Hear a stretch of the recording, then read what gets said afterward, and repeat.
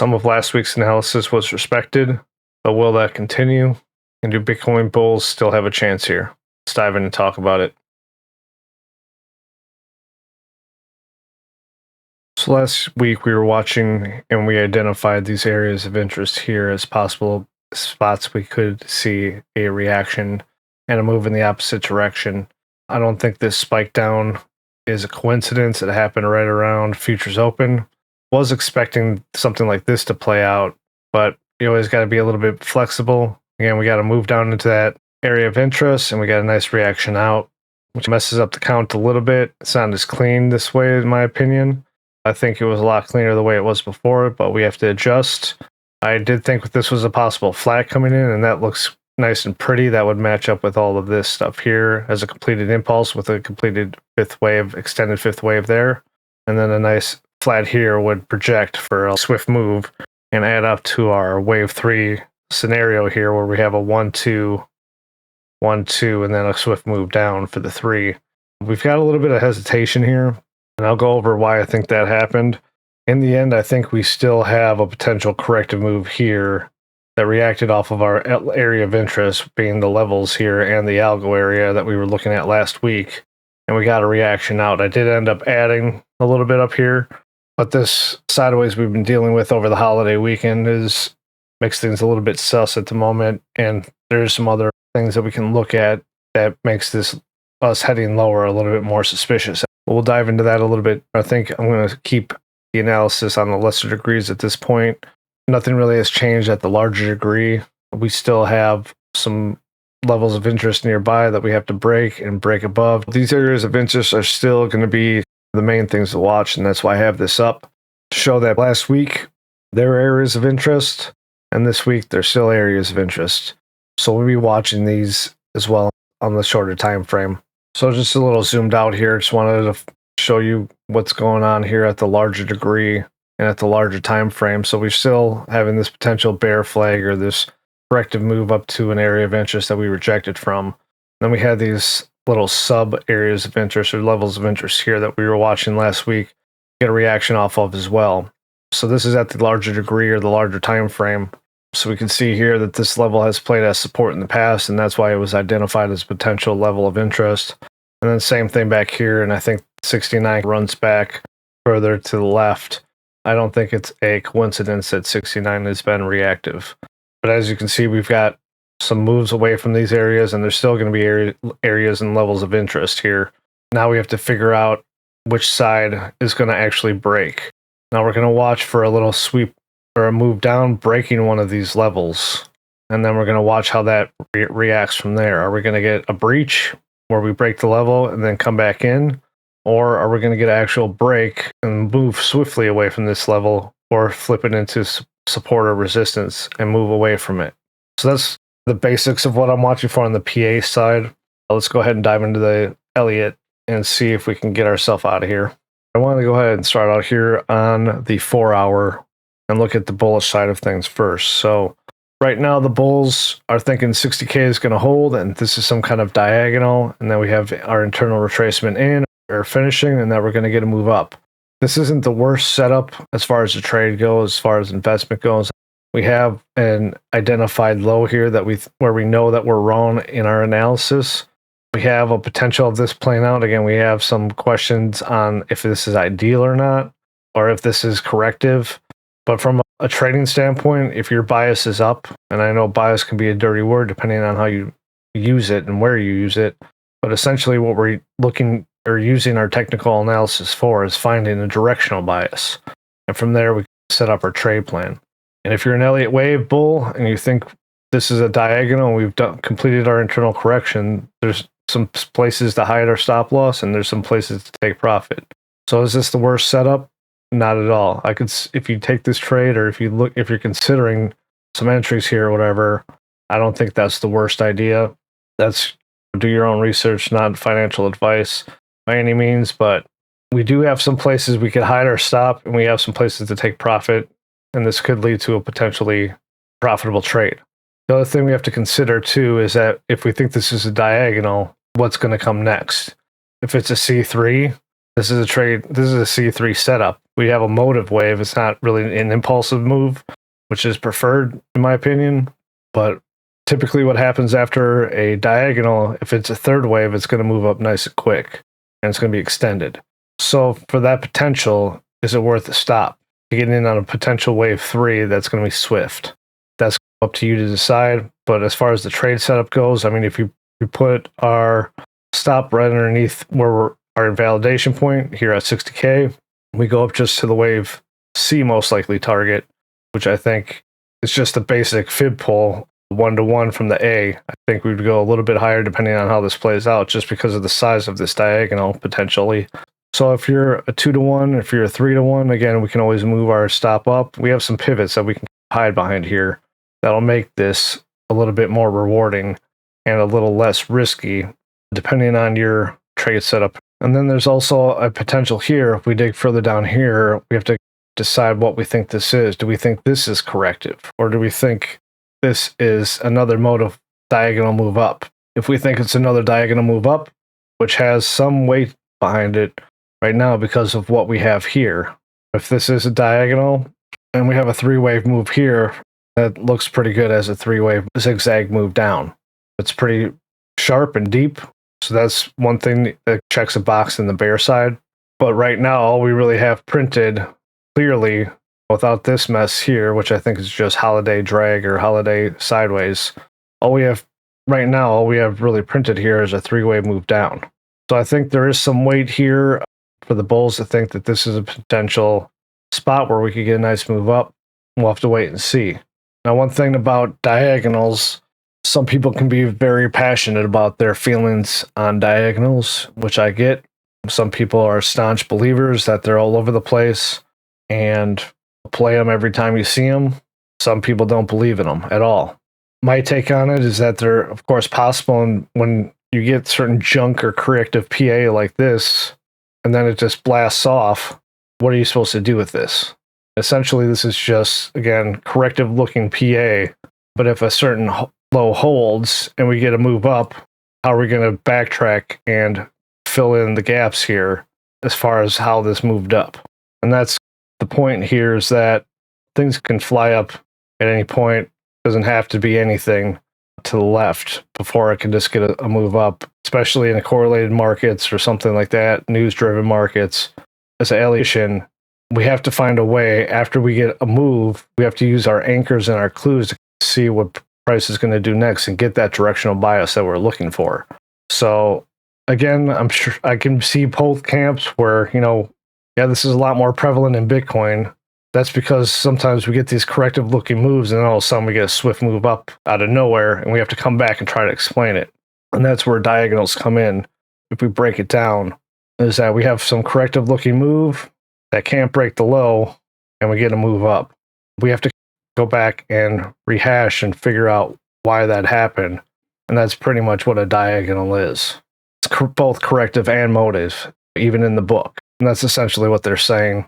You're going to have ugly looking PA, then all of a sudden you get a blast up.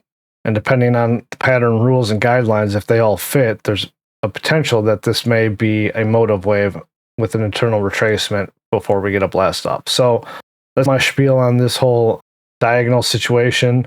I think there is a possibility that this could hold. Right now, the main level here, that the internal secondary entry invalidation, I should say, is right here at 65K.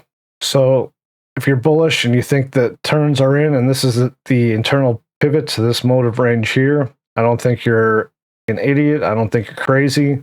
I think the RR's there, especially if you think this is a 1, 2, 3. Is being in on a potential wave 3 that's going to extend worth taking a stop at one of these levels? That's what you have to ask yourself and figure out and see if that's appropriate for you and your situation, and not take my advice. With that, let's go ahead and look at the bear side and dive into that. All right, looking here on the bearish variant. So on the bear side, again, we think this is some kind of corrective mess that we came up to a level of interest, and we've just been moving down impulsively and rejecting from areas of interest and pushing further down. Now, just that statement right there, so I can't put a nice, decent count on here that I would feel comfortable with. I'm not one of those people that can like dig something out here and make it work. I look at this and a couple things could jump out at me, so I get a little overwhelmed. But I think that statement right there just goes and adds a little bit more to the bullish side as well. I can definitely pick out 3-wave moves within all of these actionary and reactionary waves a lot easier than I could start picking out, like, is this some kind of expanding diag or something like that in here? So it's a lot easier for me to see a diagonal move in here than it is to see some kind of corrective and make sense of it that way. But in any case, we definitely don't have an impulsive move here. So that would have you kind of lean toward corrective in that fashion. And from there, we're going to start from here, not worry about this. Again, we think this is corrective, and now we're focusing on the smaller time frame over on this side. So right now, I think even last week, we had some decent impulsive moves right here. We were looking for a potential correction back up to this area and a rejection away from that. I think this little diagonal idea potentially that we had on the backside, again, depending on how we count this, is this corrective or is this part of this move in the form of a diagonal attached to a flat, let's say. So we have two ways, and that's the fun part about Elliott, is that a motive wave on one person's side could be a ending wave or a corrective wave on the opposing view's side. So I think with this situation, we have a stalemate as far as what we think this is until we get some of the breaks of these levels here.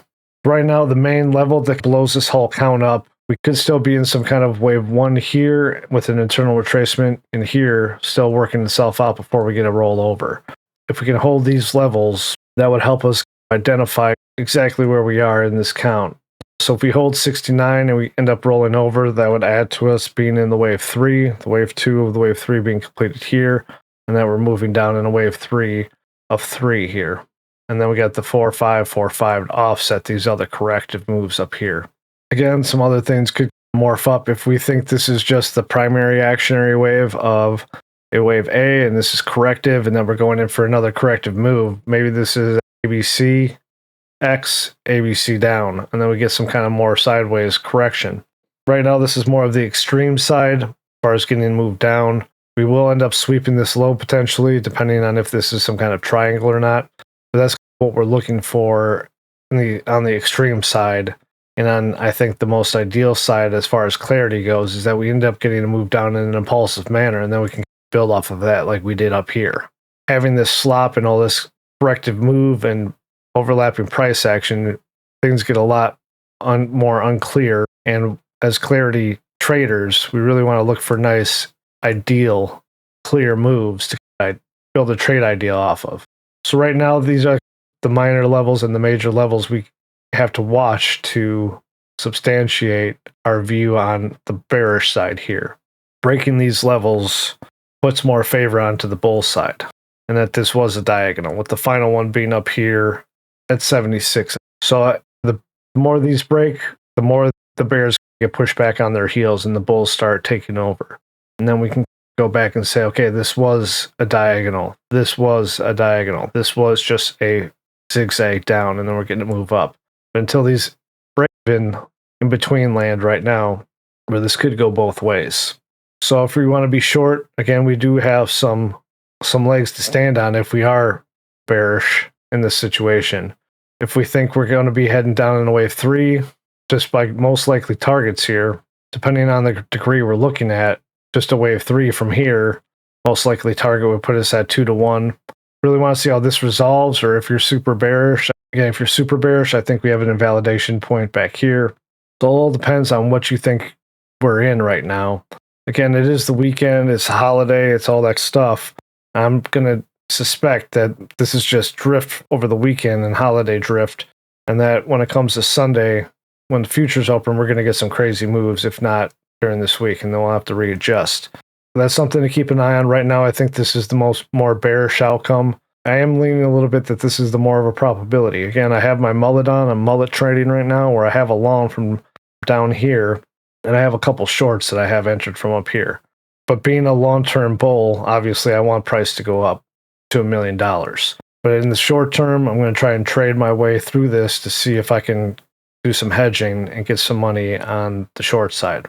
Another interesting thing, obviously, Trade Devils University setups here. So TDU method is playing out nicely with the algos.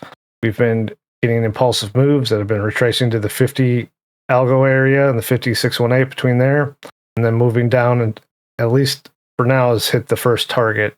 We still have the second entry here, gave us another ideal setup where we have the impulsive move down, internal retracement between the 50 and 618, the algo entry area, and then we're potentially getting to move down with some other targets lining up down here. With this larger one ending up the most likely spot for a wave 3, depending on how things play out. So there are some definite tailwinds to the bears here. Again, we've been impulsively moving down, correcting to levels of interest and rejecting from them. Until that switches up and changes, that's the direction you would have to lean to, unless you think this is some kind of motive wave up, even at the smaller and the larger degree. If you think these levels are going to hold and that we're just going to blast up, I don't think that's the craziest idea. Those are the two major counts I'm looking at now. Let's go ahead and dive into the correlated assets and see where we're going with those.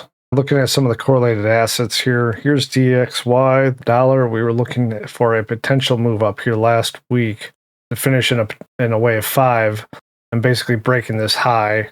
We didn't quite get the full expansion here. It looks like we got a 3-wave move up, but right now we do have a swift move up, broke the high, and then we had a quick internal retracement to that. And now we have to see if we're completed or if this is still part of the wave 4 here.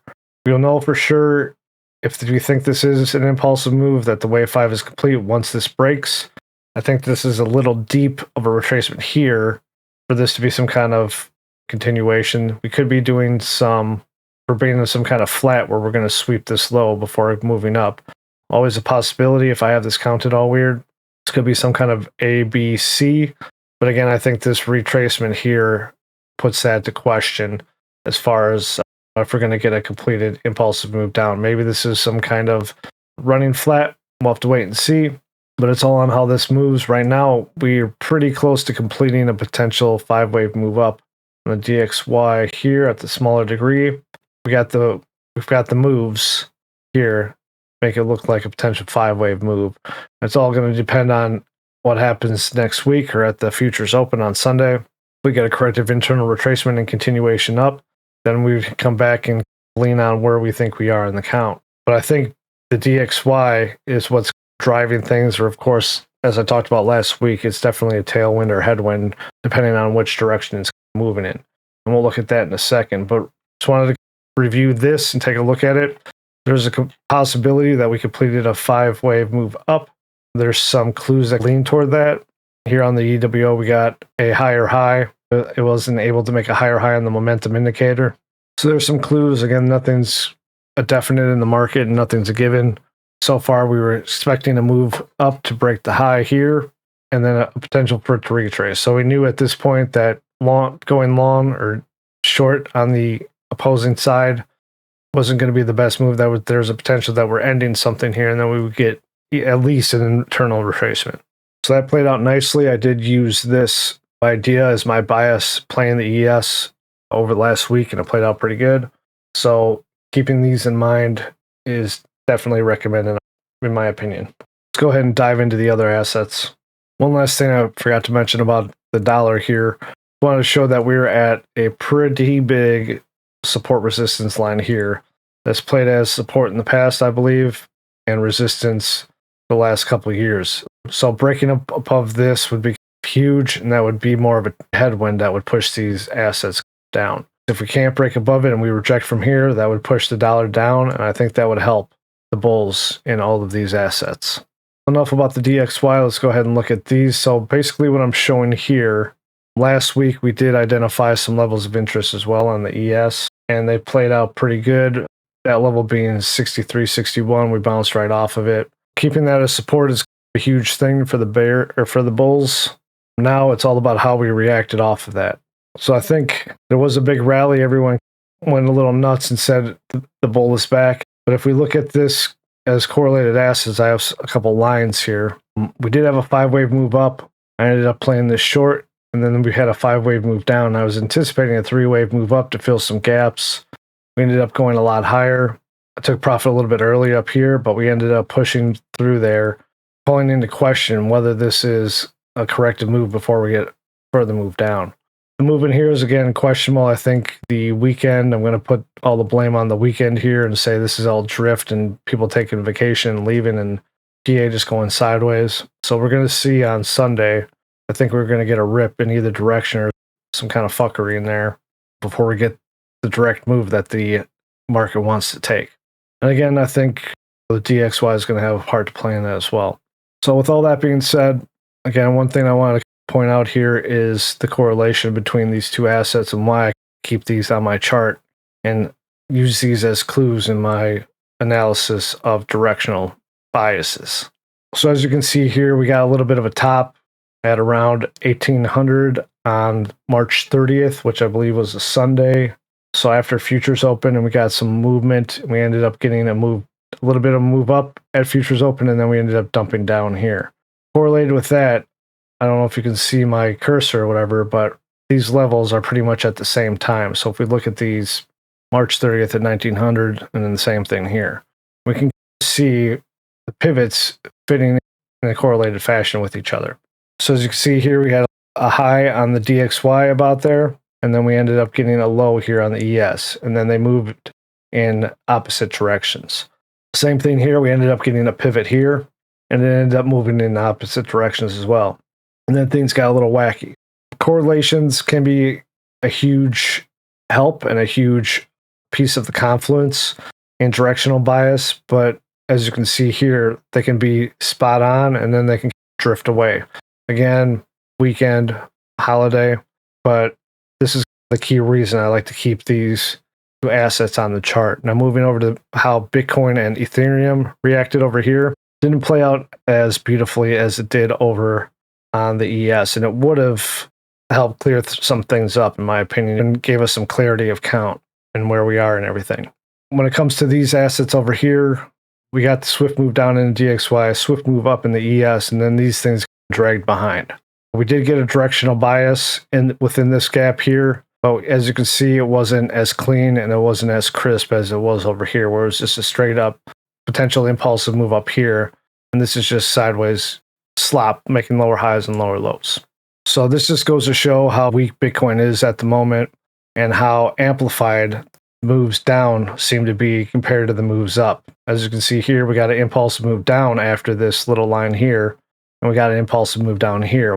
When we went up in this huge impulsive move up, we got some chop and some questionable PA in there. So that shows that BTC and ETH are a little bit weaker and more attuned to the bearish side of the correlation at this point. So when it comes to all of this, again, I think Sunday is going to be a fireworks show, potentially Sunday, maybe Monday morning. We had a lot of timed events this last week, as far as end of month, all that stuff. So all these moves could be all part of that. We'll have to wait and see how Monday and Sunday play out. With that, let's go ahead and wrap it up. So for Bitcoin, I think either direction has some argument against it. Again, the more biased you are, the more you're going to disagree with that statement and think that it's going to go one way or the other. But I think there's valid potential setups in either direction. Good luck to you, depending on which way you choose, if you're going to get into the market. I'm sure the winners are going to let the losers know that they lost, as usual. But I don't think either direction here is a crazy consideration. But those are just my thoughts on Bitcoin for now. As always, I'm just rolling with the waves. It's Price Action Prince. If you have any questions, thoughts, or a different perspective, drop a comment down below. I read them all. If you enjoy this kind of Elliott Wave analysis or breakdown, please give a follow here and follow me over on X and TradingView. I post a lot more on X, so you can get more info during the week. If you want to learn more, I would definitely recommend coming over to TradeDevils.com and checking out the belt system here. This is where I primarily learned through the 2017-2018 bear market. This would be a good start, in my opinion. You can come check out the white belt here for free.